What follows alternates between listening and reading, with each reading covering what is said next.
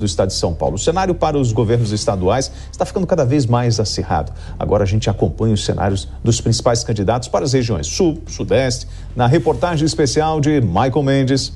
No Rio Grande do Sul, 3 candidatos disputam um possível segundo turno.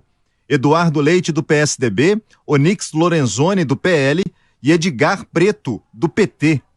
Para o governo de Santa Catarina, a mesma pesquisa IPEC apontou empate entre vários candidatos. O governador Carlos Moisés, do Republicanos, o senador Jorginho Melo, do PL, Esperidião Amin, do PP e Jean Loureiro, do União Brasil. No Paraná, o atual governador Ratinho Júnior, do PSD, segue na frente do principal concorrente, o ex-governador Roberto Requião, do PT. Para o cientista político Alberto Rolo, essa semana será decisiva para todos os candidatos. É lógico que as pesquisas já mostram uma consolidação de quem está na frente, seja para a presidência da República, seja para o governo do Estado, mostra uma consolidação, mostra que a maior parte dos eleitores já tem convicção do voto, então, em tese, não vão mudar, mas é possível atingir os indecisos, é possível atingir aqueles que ainda estão na dúvida, que não têm certeza. Então, eu acho que o eleitor gosta dessa atenção, sim, gosta desse olho no olho.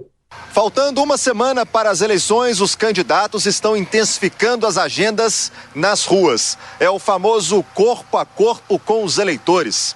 É assim que cada candidato pretende fazer a diferença nas urnas.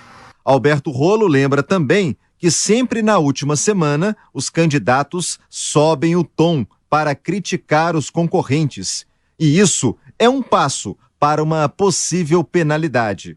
Quinta-feira é o último dia para fazer comícios, quinta-feira vai ser o último dia da propaganda eleitoral gratuita no rádio, na televisão. Então, eu acho que a concentração da propaganda eleitoral nessa última semana vai ser mais forte. Inclusive, a gente tem visto nesses últimos dias um aumento dos ataques, né? A propaganda me parece que baixou o nível de vários candidatos, né? Mais contundente, mais agressiva, com mais cobranças, mais xingamentos, tudo isso nesses últimos dias. Então é importante lembrar, quinta-feira é o último dia do horário eleitoral gratuito no rádio e na televisão, mas, se for o caso, pode ter direito de resposta. Se alguém exagerar no último dia, na quinta-feira ou na quarta, porque um dia de presidente, um dia de governador, pode haver aí algum tipo de direito de resposta até a sexta-feira. E diante de um cenário ainda mais polarizado, os olhos dos eleitores se voltam para a região sudeste. Em Minas Gerais, o atual governador e candidato à reeleição Romeu Zema, do Partido Novo, viu a diferença cair para o principal concorrente, Alexandre Calil, do PSD, que deixou a prefeitura de Belo Horizonte para concorrer ao governo de Minas. No Espírito Santo, Renato Casagrande, do PSB, e Manato, do PL, travam uma disputa para um possível segundo turno. No Rio de Janeiro, segundo Datafolha, Cláudio Castro, do PL, atual governador, aparece em primeiro lugar com 36%. Em segundo, Marcelo Freixo, do PSB, com 26%. E em terceiro, Rodrigo Neves, do PDT, com 8%. E em São Paulo, a disputa pelo governo paulista, o famoso Palácio dos Bandeirantes, mostra Fernando Haddad, do PT, na frente. Segundo Datafolha, Haddad tem 34% das intenções de voto. E em segundo vem Tarcísio de Freitas, do Republicanos, com 23%. E em terceiro, o atual governador de São Paulo, Rodrigo Garcia, do PSDB, com 19%. Nessa última semana de campanha do primeiro turno, teremos novas pesquisas nacionais sobre a eleição para os governadores.